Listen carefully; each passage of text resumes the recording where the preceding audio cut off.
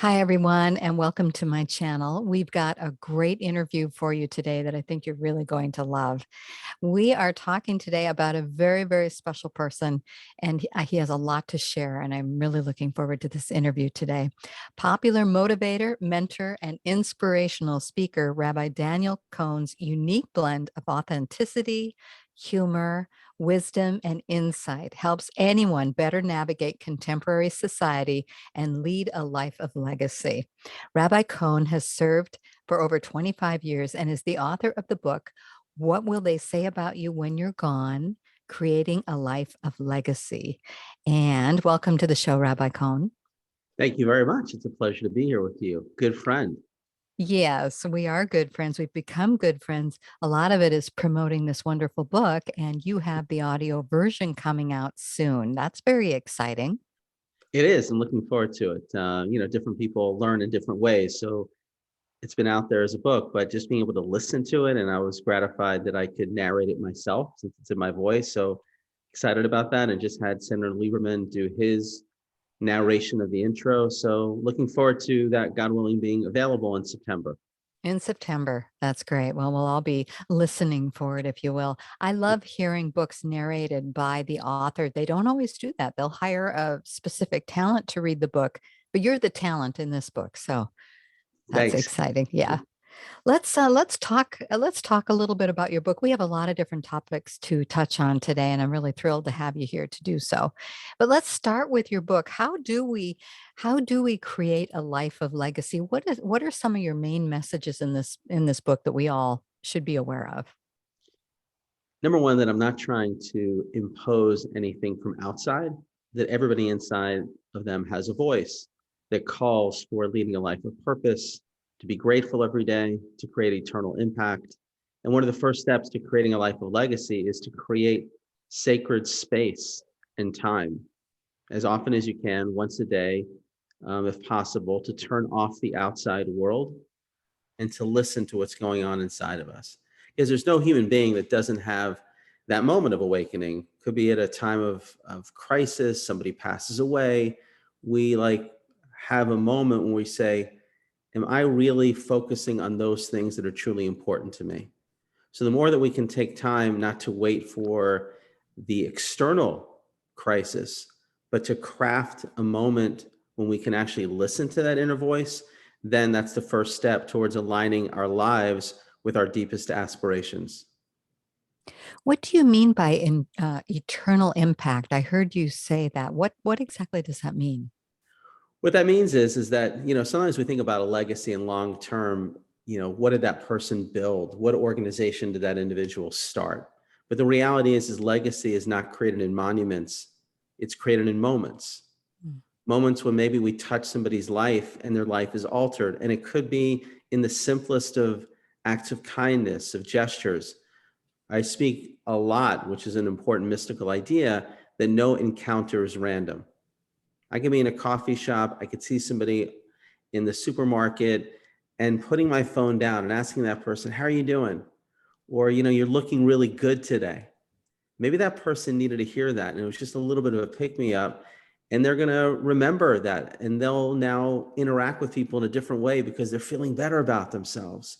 So I think we have so many opportunities to enter a room and then leave a room trying to have people feeling better about themselves than when we first got in there. And that's what I mean by eternal, because we all have moments, what I call them, I'll never forget moments.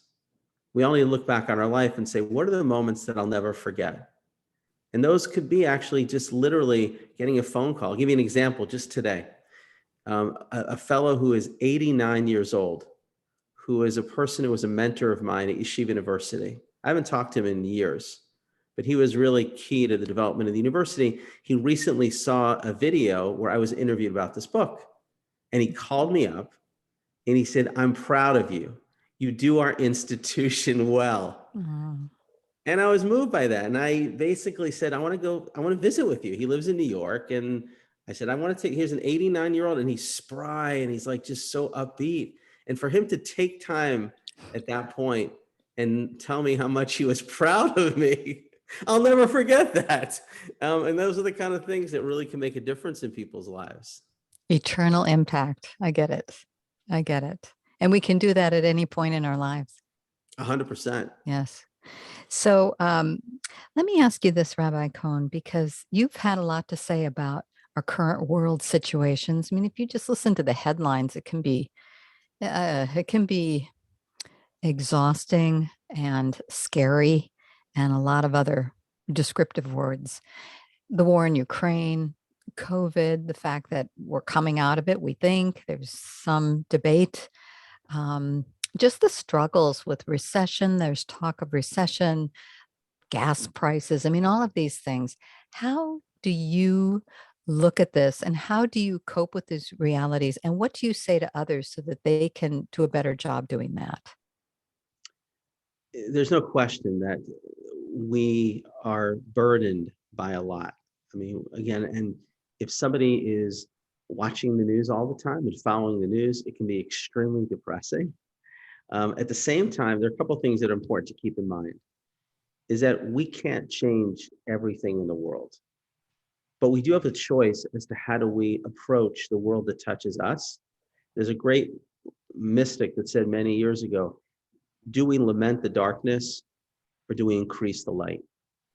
It's easy to lament the darkness. All you need to do is turn on Fox, CNN, Wall Street Journal, New York Times. I mean, they're in the business of creating anxiety. But every moment that I worry about the world around me, I'm missing an opportunity to actually change the environment. Mm. And we should never underestimate our capacity to actually create a ripple effect that can turn the world towards being a place of greater light. We believe that in every moment, the world is in spiritual balance. And the act that we do can actually tip the world in a way that can ignite a spark that can then turn into a much better world. And that to me is the most constructive way to look at the crises that we are facing right now. Not to relinquish the choice that we have to choose life. Every choice and every day we can choose life or death, light or darkness. And that's the gift that we have. So I really encourage people to do that. I think that it's a much more constructive way of living. I also encourage people that when you wake up in the morning, don't look at your phone. The first thing to do in the morning is to say, thank you, God, that I'm alive. And thank you, God, that you believe in me, that you know that I can be part of the process of making this world better. When we start on a positive note, then I'm fortified to deal with the negative. But if I start with the negative, it's much more difficult to extricate myself from a lot of the things that I'll be facing that day. Yes, that's really true. How we set our mind initially can change everything about the day. I know we've all had that experience. It's like you have to pay attention to what you're thinking too, right? Yeah, and If what the, goes in your head actually does impact the way you feel. So might as well fill your soul and your mind with positive things and grateful things. Things, by the way, that are so authentic, but we just have to, again, be disciplined about creating that routine. I remember you and I have worked together for a number of years now. And I remember when in the height of COVID, when COVID was going on and there were so many people hospitalized, everyone was masked and safely distanced and all that, the things that we needed to do. But you drove, you had food, you were helping the first responders, you had food drives, you were doing all these things, getting people inspired to help and helping others. I thought that was a great example of there's all this chaos going on. And you said, well, then we're going to do this because people need the help.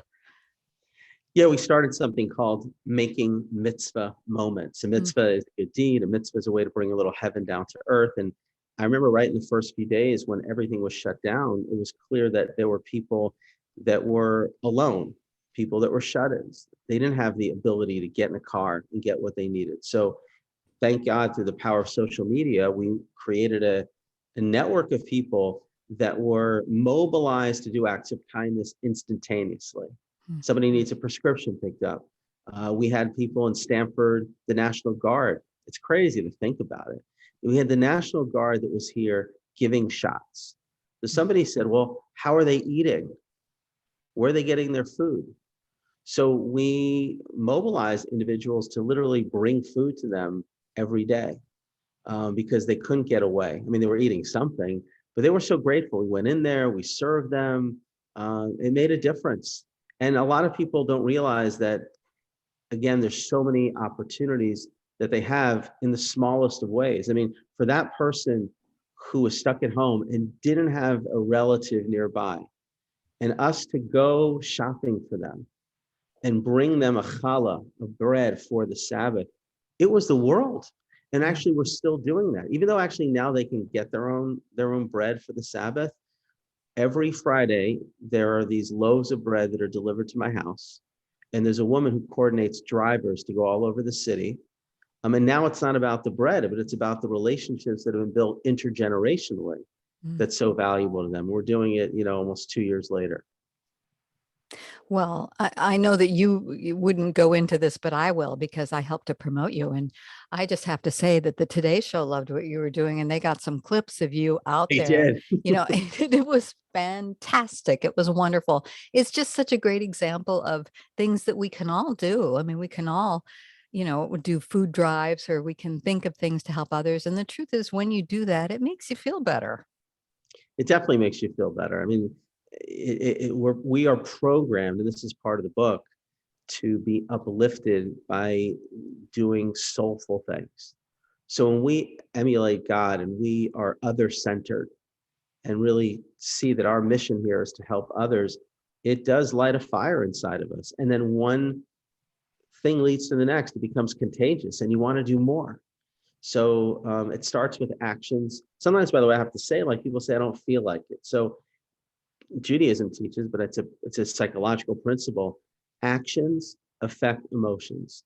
If you don't feel like it, do it anyway, and then you're going to start feeling like you want to do it, because that's just the way we are designed. Are there ever times when you don't feel like doing it? Yeah, there are times, but I also feel, I mean, to me, and this is something that I've grown up with, but I've learned a lot more, is that we have a purpose. There's a calling that we have. So when I wake up in the morning, I do think about, like, I'm here for a purpose. And even if I don't feel like it, I realize that God's calling me. I'm created with a unique purpose today that nobody else in the world can do. If everybody realized that, then they would be really motivated, because there's something special that we can all contribute. So that gets me out of that. Doesn't mean, by the way, I don't enjoy relaxing and sleeping and all that like everybody else, but I realize that the moment that we're experiencing right now will never happen again. So I have to do something eternal with it. I love that. You really truly are the voice of reason. As we listen to the news, and of course we have to kind of, at least I have to, I mean, I like to stay up to date, but I'm not going to live on it because it's Yeah. just too much. But to hear voices that offer suggestions and tips and help to live a better, more giving, serving, loving life, I think is important to hear it.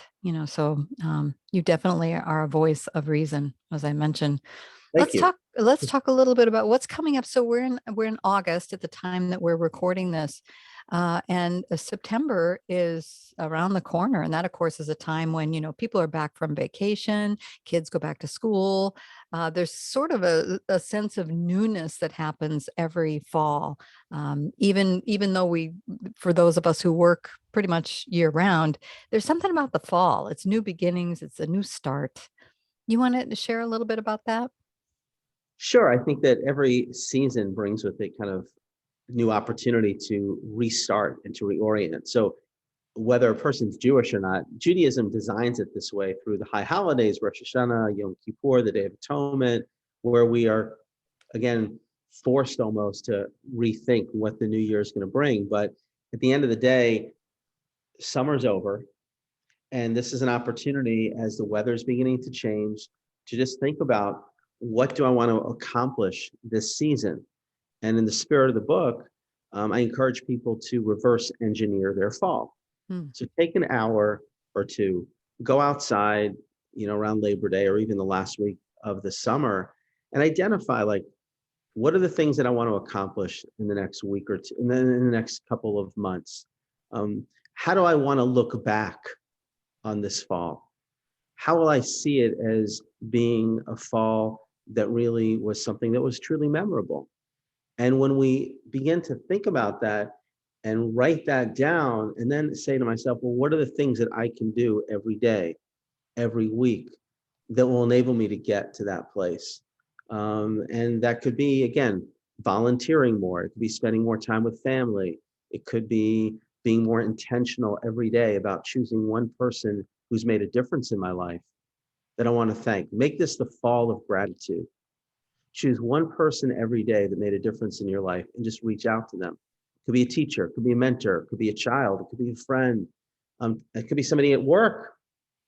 Make a list and say, and then it's amazing, because once we do that, then it's a domino effect. They're going to thank us, and maybe they'll do something like that. So just come up with concrete actions to make it a more meaningful fall. And again, it's about the journey. Celebrate small victories. It's not that it has to be this major accomplishment, but if every day I spend 5-10 minutes putting out a little more light this coming fall, our lives will be radically different, and we'll feel much better about ourselves and really make a difference. One thing I love is you speak all around the country to, very different sized audiences, and some are very, very big audiences. And one thing that you like to do is have them pull out their phone and pick someone from their contact lists that they've said they wanted. And maybe I should have you tell the story, someone they haven't been in touch with for a while, and reach out in that moment. I mean, you make it in that moment. You want to share one of your stories? Because it's phenomenal.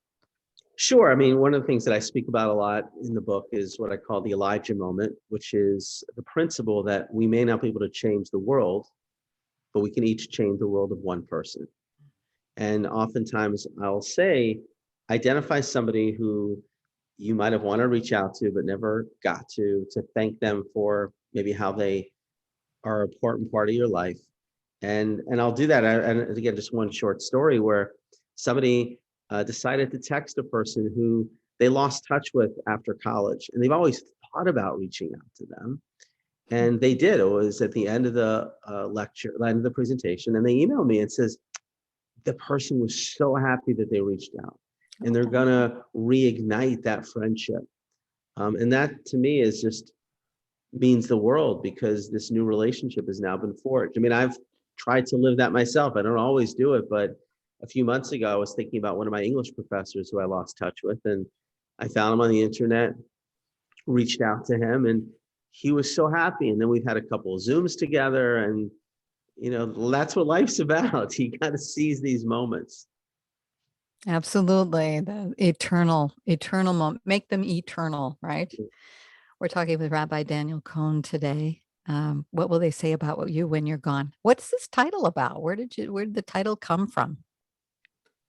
Well, it came from the premise of the book, which is really drawn from my own personal story and also professionally. So personally, as you know, and others, my mom died at a very young age from a brain aneurysm at the age of 44.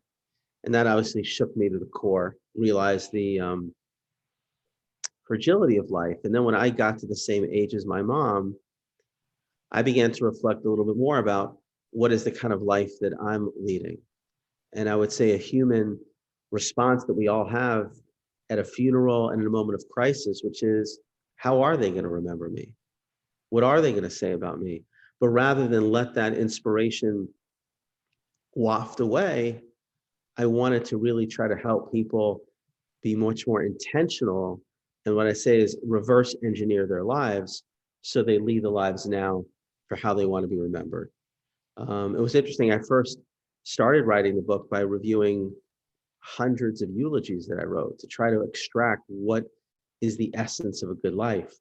But then after thinking about it and talking with some people, I wanted to create more of a roadmap, which is really what this is, 7 principles for leading that life now.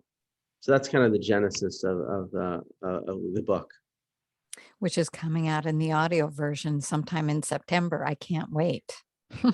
Yeah, thank God. And now I was Go going to say, ahead. I'm working now to turn the book into a curriculum. Just going to bring that up. Good. Well, thank you. Good Yeah. timing. Yeah. I'm creating a legacy academy, both in person and also virtually, for people to embark on a 10 or 11-month journey where I will mentor them through the different principles, and there'll be different workshops, and I'll be able to counsel people along the way so that they can actually then hopefully take the ideas in the book and really make a real difference in their own personal growth. That's wonderful. So we'll hear more about that, how people can participate in that. And I will include that in the show notes when that becomes clear. So I will add that. Another principle in your book that I would like to touch on is how to make courageous decisions. I just think I mean, how do we make courageous decisions? What is involved in that? So there's a idea that Warren Buffett says, which is a person can take 20 years to build a reputation. It takes 5 minutes to destroy a reputation. Ooh. And King Solomon said it way before Warren Buffett, that a good name is better than all the wealth in the world. And that's related to, the choices that we make. Many times we're faced with choices where there's a certain moral ambiguity, and we are tempted by the moment or by the pressure to make a decision that is expedient. But we all want to develop the fortitude to make choices not based on pressure, but on principle, not based on convenience, but on conviction. So in the book, I try to help people develop the fortitude to make those courageous choices. It's easy when everybody's looking. The question is, when nobody's looking, am I going to do what the right thing is to do, even though it may not always be the easy thing to do? So one of the keys to doing that is having a strong set of what our values are, so that we're not just making a choice based upon the highest bidder, but rather we take every choice and we look at that choice through the prism of my values. I'll give you a great example from the Summer Olympics in Beijing a while ago, where there's something called the dolphin kick, which was illegal in swimming. And the New York Times had a story that if you know you're not going to be caught, because basically it was done under the water, will you do it anyway? So a number of swimmers said, if I know that I'm not going to be caught, of course I'm going to do it. Everybody's doing it. But there was a US swimmer named Brendan Hansen who ended up winning the bronze medal. He said, I wasn't raised to do that. I wasn't raised to cheat. And I'm going to do what the right thing is. And to me, that's the essence of leading a life of legacy. One of my mentors who wrote the forward to the book, Senator Joe Lieberman, said it well. He said, I don't want to be remembered for playing life safe. I want to be remembered for doing what's right. Mm-hmm. And that's, I think, an aspiration that we all have. So courageous choices is about developing that fortitude each and every day. We touched on this a little bit earlier, and during the holidays, the holidays in December, we bring about something called Elijah Moments. You mentioned it a short time ago. And it's one of my favorite campaigns because you encourage people to do random acts of kindness, really. Do you have any that you'd like to share, experiences that you had fun with, where you were an Elijah or someone was an Elijah to you? Wow, you got me. Yeah, I think about it a lot. I mean, I just came back from a trip to Israel, and one of the things that we did there, and again, one act of kindness does so much more. We were going to one of the areas in Israel, and our tour guide said to us, before we go to that place, let's stop at a bakery and pick up baked goods so that we can give baked goods to the Israeli soldiers that we're going to be seeing when we're there. And literally our bus became a caravan of kindness. As we left this place, we stopped at each location, gave some baked goods to the soldiers. The soldiers then came on the bus and then thanked the people that were there. One of the soldiers was actually a fellow from Canada. And I asked him where he studied. And he told me where he studied. And then what I decided to do is I called up the rabbi who runs his school. And I said, can you give me the information for his mother? Because I want to reach out to his mom and let him know that I saw her son. And I did. And she was so happy. Like, here her son is on patrol. And it just created more goodwill for her and for the people on the bus. And again, a simple thing. All we did was give them a little croissant. But it's not about the croissant. It's about the human connection that really made a difference in their life. That was a small little thing, but it made a huge difference. You know, I have to say, we're about out of time now, but I have to say working with you has and is just such a joy and a pleasure, because I see you do these things just so naturally. And I hope that I hope it's rubbing off on me too. I try. I'm Definitely. I working mean, on it. Working on it. it's an honor to work with you. I mean, we're kindred spirits in that way. Just I think trying to so. continue to find new opportunities. And bring some light, more light into the world, because we need Yeah, it. We all need you it. got it. So this is the book, What Will They Say About You When You're Gone, Rabbi Daniel Cohen, and it's coming out in the audio version in September of 2022. Get a copy for yourself or for someone else. I was going to call it a mitzvah. Would it be a mitzvah if you bought it for someone else? Yeah, Does sure. that Sure. qualify? Okay. Yeah, and if anybody, if they go to the website, RabbiDanielCohen.com, of course, they can learn more about the audio, about Legacy Academy, and anybody wants to stay in touch, always love to hear from people. Perfect. Rabbi Daniel Cohen, thank you for spending your time with us today. Thank you. Hang on a second.